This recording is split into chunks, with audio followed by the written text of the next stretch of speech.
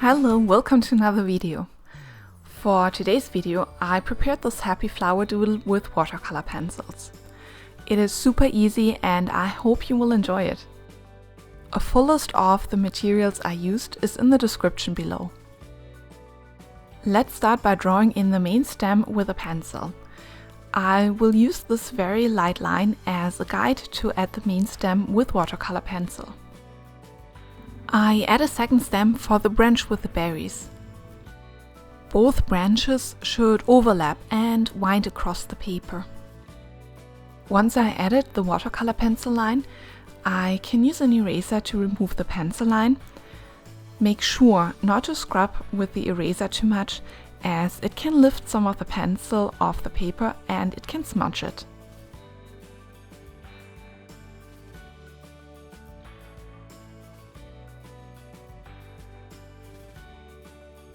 Once the stem is in place, I can darken it and add all of the little branches. Adding them now makes it easier to place the other elements later and ensure that I can distribute them evenly throughout the painting.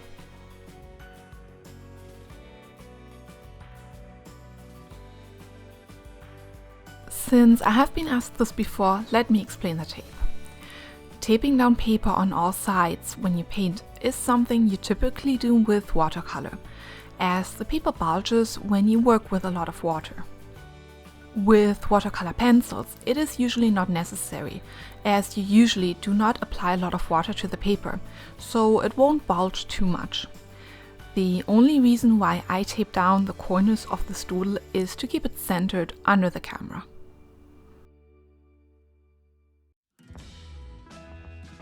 Painting this really cool flower is easy. I start by drawing a half circle and then add the petals one at a time. Every flower will look unique, so if you feel you made a mistake, just adjust the layout of your flower. When adding the main outline of the petal, I press with the watercolor pencil, making sure that some of the lines remain visible even after activating the pencil. I made a whole video explaining this cool hack, and I will link it in the top right corner for you. I add some pigment to the lower part of each petal, which I can redistribute when I activate the watercolor pencil. I'm doing this without pressuring the watercolor pencil on the paper, as it will leave streaks.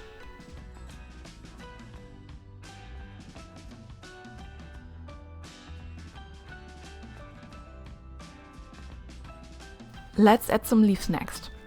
Every leaf will be unique, but there are some tricks to tie them together. For example, all of them have the same pointy shape. You will also see that one half of each of the leaves is fully green, while one side of the leaf is left almost white. This is a cool trick to make the painting more interesting. The small leaves right under the flower are completely green but share the same general shape to tie them in with the painting. I find it easier to add the line in the middle first and then add more green color once I added all the leaves. The green side should be alternating, like between the left and right side of the leaf. This is easier to do when you can see the placement of all of the leaves.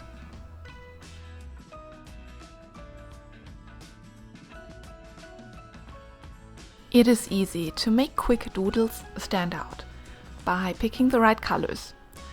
Using contrasting colors is a really powerful tool. This is why I chose this yellow-orange color for some details. I add some round berries to the second branch, making the painting pop. I'm not worried about any details. Adding one small circle per berry is just perfect. Berries grow in clusters on the branch, so I add 1 to 3 at a time.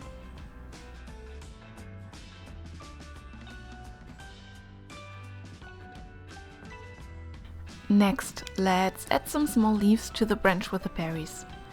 Those small leaves add so much detail to the painting and really make a difference. I chose to add them in a solid green color. This makes them easier visible from a distance and adds more color overall to the painting. The contrast between the green and yellow will also be increased.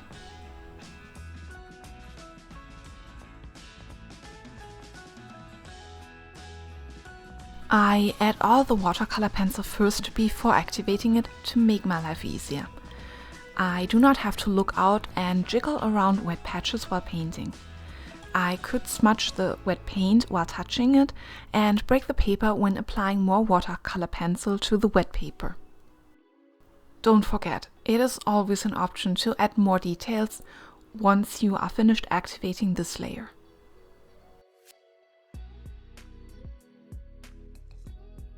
When activating watercolor pencil, I like to work on one color at a time.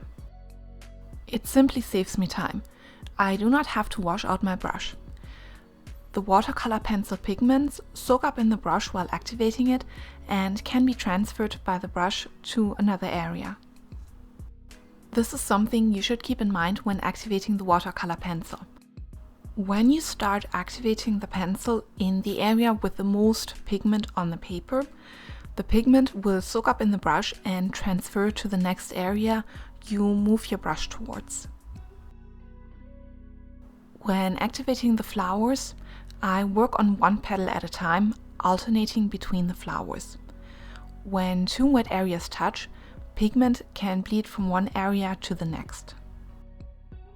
One of the best things about watercolor pencils is how fast it dries, as you barely use any water compared to actual watercolors.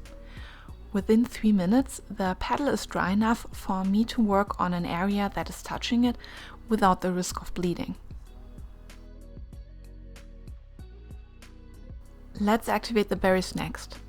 They are so small that I'm not really trying to move any pigment around. I simply touch them with a wet brush. The pigment really starts to shine after it was activated, so I'm only looking to get that effect. I am working my way around the painting, activating all of the watercolor pencil.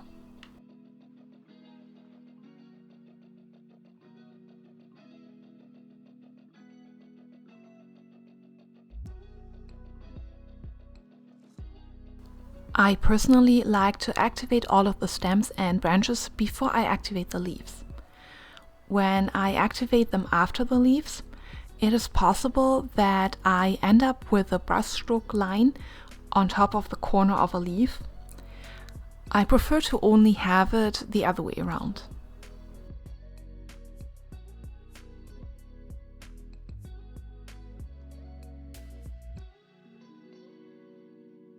Before we get to the leaves, let's finish up the flowers.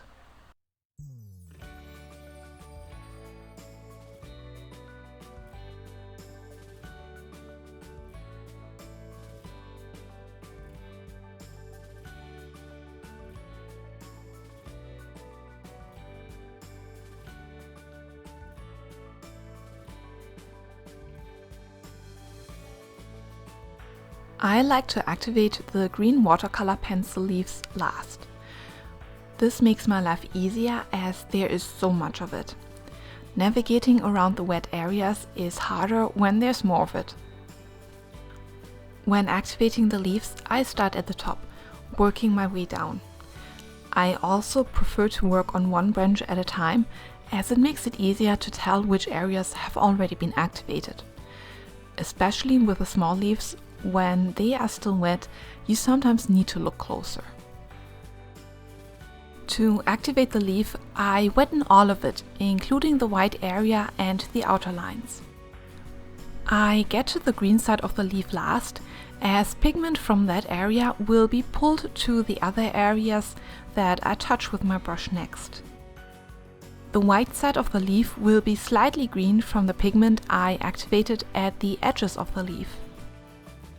Wettening the whole leaf means that I will have softer edges at the center vein. There will still be a hard division of color at the center, but activating the green area last or without activating the rest of the leaf would cause a harder line, which would just look wrong in the center of this leaf.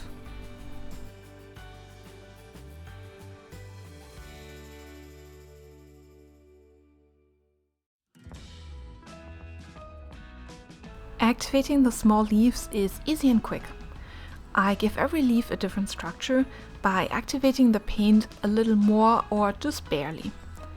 I try to finish every leaf in 2 or 3 brush strokes, but for some leaves I scrub a little, activating all of the watercolor pencil, dissolving it completely and therefore erasing all of the structure from the watercolor pencil. Thank you so much for watching my video. I hope you enjoyed it. Please let me know what you thought of it in the comments below, and don't forget to like and subscribe for more fun videos.